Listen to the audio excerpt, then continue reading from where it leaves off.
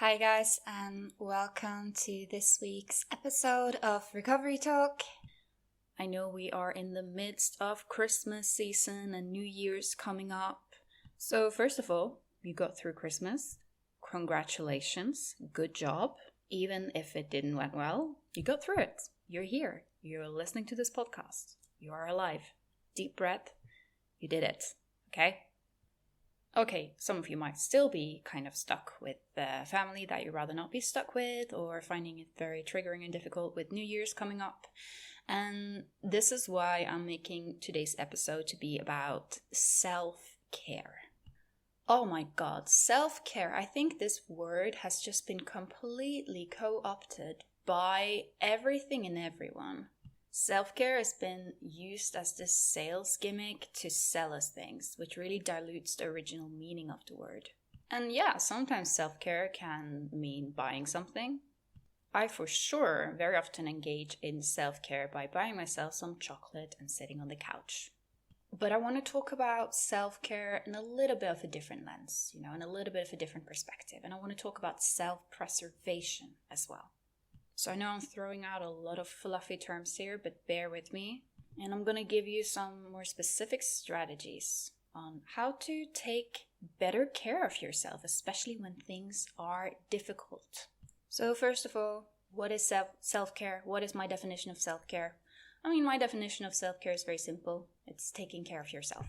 And that can look very different in different situations. Sometimes self-care could be booking in that appointment with that doctor or dietitian or psychologist or therapist or coach or whatever you know that you really need for your recovery. Other times self-care is putting your phone on silent and eating a tub of ice cream.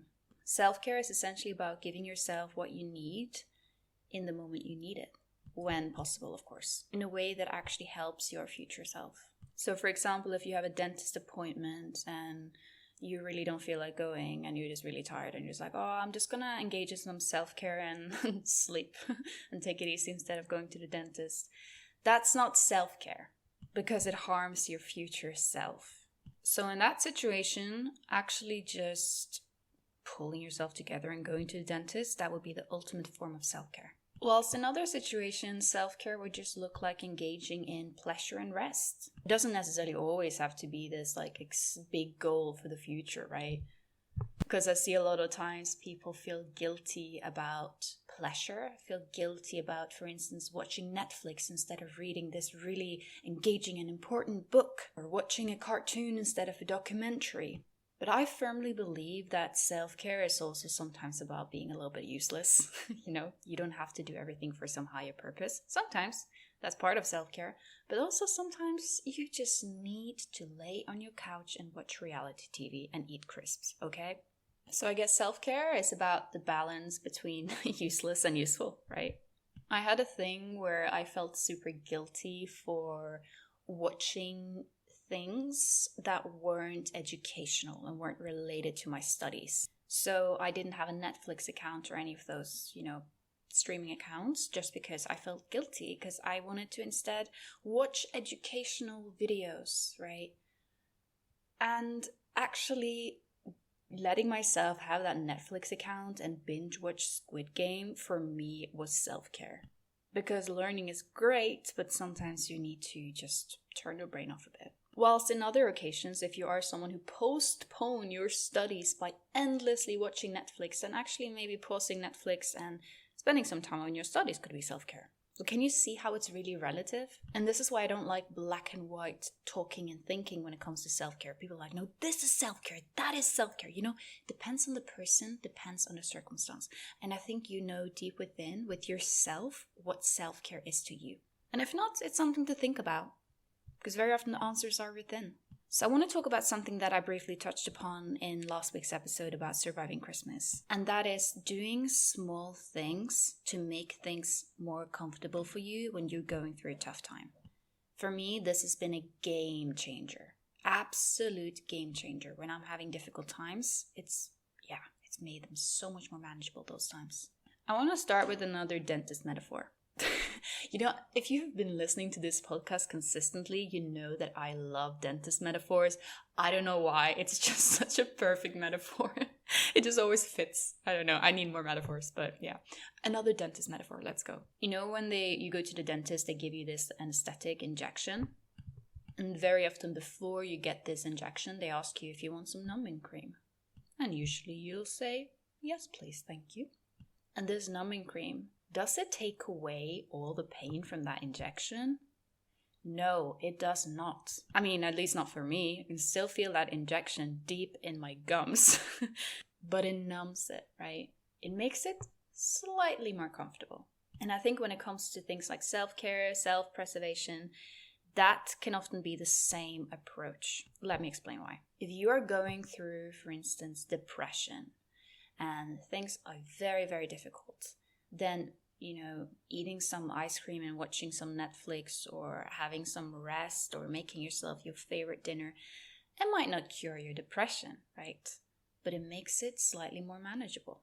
I got a wonderful comment on Instagram that just stuck with me. And I got that comment a long time ago, but it said something like, if you can't get out of the dark tunnel, then decorate it. And I thought that was so powerful, because there are certain times where you can't necessarily just take all your pain away, but you can make it more manageable by engaging in activities or doing things that make you feel a little bit better. If you are very severely depressed or having a very, very bad time, that activity might literally just be having a shower, brushing your teeth, or having a glass of water. Think if there is something you can do. Something you can do to make the dark tunnel, a little bit more comfortable for yourself right now. Because I think so often we think in extremes, right? So if you go into a deep depression, you're thinking of drastic solutions. Like, yeah, I'll change my name and move to a different country, and then I'll not be depressed anymore, right? I'm not saying you can't move to another country and start a new life. I mean, you could do that, but it is a very drastic solution, right? Take small steps first. Yes, there are times where the big steps are important, but if you can't take any big steps now, take the small steps first. So I think sometimes when you are going through a very difficult time, instead of asking yourself, how can I stop having it difficult, right? You can instead ask yourself, how can I make this difficult time more manageable? And how can I do that through small practical steps that I can make now that don't take too much energy and effort? Because those small steps become a very big step when added together. Does it cure everything? Does it fix everything? No, not necessarily. But that's not always realistic either. And it might put you in a position where you are able to fix the problem, right? So for instance, if you're suffering severe depression, just being able to have a shower and make that call to the doctor, that is the first step towards healing. Because healing usually comes in steps. And sometimes we need to take the first step first, right? Instead of just jumping to the 10th step right away. I mean, sometimes people do that. Sometimes that works, but it doesn't always do that. And I think very often people who are suffering with, it could be depression, eating disorders, anxiety, they just, they just feel so demotivated because why am I not fixed now? Why am I not cured now? Why can't I reach the 10th step now? But have some patience with yourself and just make sure that you're taking consistent steps. Sometimes you will take a very big step. Other times you might just stand still a little bit. And other times, maybe a small step. Another approach that I quite like is to kind of, when things are difficult, look at yourself as like a sim. If you've ever played Sims, you know what I mean. So basically the Sims, they have a little, there's a little area where you can see their needs, right? You can see their need for hunger, hygiene, socialization, all these different needs. And sometimes thinking of yourself a little bit like a sim that you kind of need to take care of can be helpful as well. You might notice, my social bar is really low right now. I should maybe contact a friend and have a chat. Or, whoops, my hygiene bar is getting pretty low. I should probably take that shower I've been putting off. And I think some people might say, oh well, but if you make your misery too comfortable, you never want to get out of it. But I'd actually argue the opposite, that if you manage to take small steps to make your pain a little bit more manageable, engaging in some basic self-care, feeding yourself, washing yourself, getting out of bed, you are actually more able to take steps towards healing. Can misery sometimes be comfortable? Oh yeah, absolutely.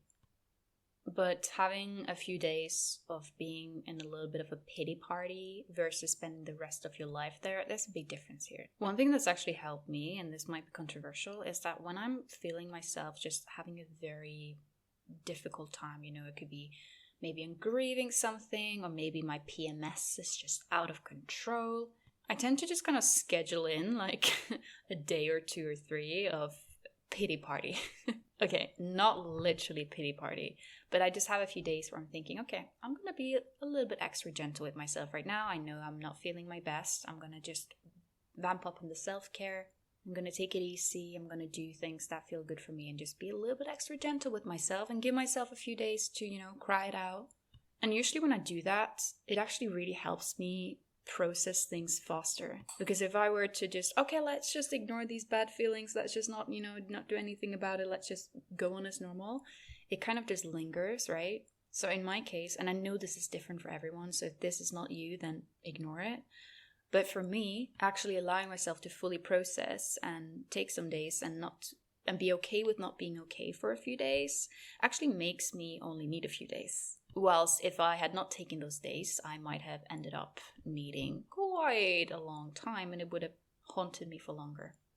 This is my personal strategy. You could try it, but I know also for some people that does not work. And of course, it really depends on what you're going through. Sometimes you might just be going through something that's a bit of a temporary hurt that you're able to just sit with for a few days and move on. And then other times there are things that are very heavy and really prolong. I think very often we can be very good at caring for ourselves when we are, physically sick, right? So imagine if you have the flu or if you have a cold, then a lot of people are able to, buy themselves some medication or get some soup, stay in bed, be gentle with themselves. But as soon as the sickness is mental, as soon as it's, grief, breakup, whatsoever, people are more hesitant to take these measures. There is a reason why we rest when we are sick, right? Because we know that if we just keep running around with the flu, going to infect other people, but also that flu is probably going to prolong and just become worse, right? Rather than if we just gave ourselves a few days to get over it and heal. I went through a breakup a year ago and it was so bad and I literally had to treat myself like a sim. I had to treat myself like a baby. I had to schedule in crying and grieving. And I felt almost guilty for doing that because I was like, well, I'm not physically sick. Why should I schedule in this weekend for, doing nothing? But that was what I needed. And then, of course, it came to a point where I needed to move forward from it, right? Because I couldn't schedule every weekend for a year on just ruminating. Because I think this is a big difference. Some people might confuse processing with ruminating.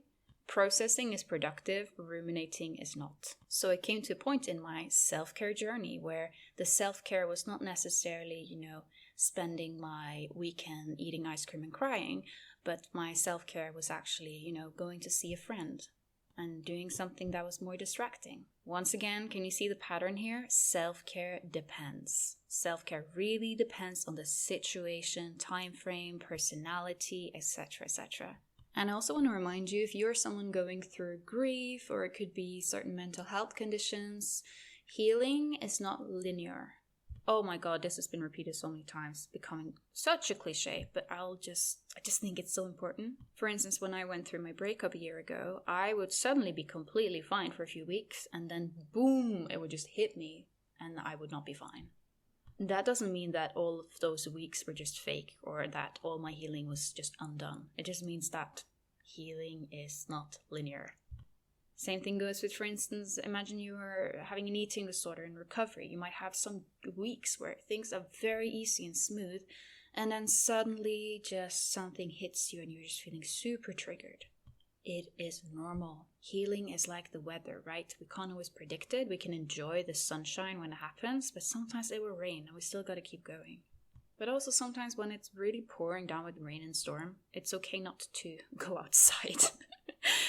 Oh my god, I'm the queen of metaphors. So in its essence, self-care, the way I see it, is being in tune with what you need and when you need it and how long for.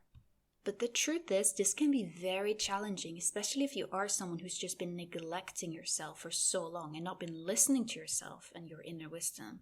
then it can be literally like, okay, well, I don't know. I can't see, it's like a sim, but you can't see the the need bars, right? But I also think that self-care and learning how to be more in attunement with yourself, that is also a process. And it's also something you can learn, but it does take time and it does take a little bit of a trial and error. So maybe you can try and see what works for you. And also you figure out what doesn't.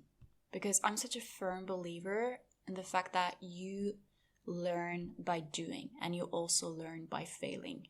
So for example, you might be going through something difficult and you think, oh, self-care is me staying at home and just not be with other people. And then you might realize, oh, wait a minute, actually, seeing other people helps me personally. So self-care for me would be to reach out to other people instead of going inwards. Or it might be the opposite way around, right? For instance, this is typical with breakups. Some people think, well, let me go out and party. And then it later hits them like, wait, I should probably spend some time processing this instead. Whilst for other people, their excessive processing/rumination is part of the problem and they should probably go out to a bar. So know yourself, be honest with yourself, and be curious. Don't be judgmental about how you cope with things. I think this is a trap a lot of people fall into, but they start judging like how they should and shouldn't process things. Like for instance me, like I mentioned with the breakup, I process things by literally scheduling in. I need to cry it out for a few days. I won't be fine after. It's not like I'm over it in a few days, but I need to just have those days where I can't really do anything. I'm not having any plans. And for a long time, I felt very judgmental about myself. Like, oh my God, canceling plans because of a breakup? How pathetic. But it wasn't so pathetic because I realized it actually helped me. When going through things, some people go inwards, other people go outwards. So some people go inwards, trying to really process and figure out and go on these investigations within themselves, whilst other people prefer to seek out more external support. And I think both are very important, and people should have a nice combination of both, right? Because too much of either can be unhelpful. Too much going within can be, turn to ruminating and turn to isolation. Whilst too much going externally might, prevent you from listening to yourself and finding out the answers for yourself, and instead making you so dependent on other people's thought and perspectives. So finding that balance is important. And once again, like I said, you find that balance by trial and error. How do you find your balance when you are learning to ride a bicycle? You find it by going on the bicycle and trying and falling and learning. And that doesn't mean you never fall from a bicycle again. You might, but you'll fall less. And also be aware that your needs might differ from day to day, season to season. I have a ridiculous amount of plants, and I have realized this because in the summer, my plants would need so much water, and I also needed to be a bit careful so I didn't burn them in the sun. So I might need to take some of them away from the window so they didn't get too much direct sunlight.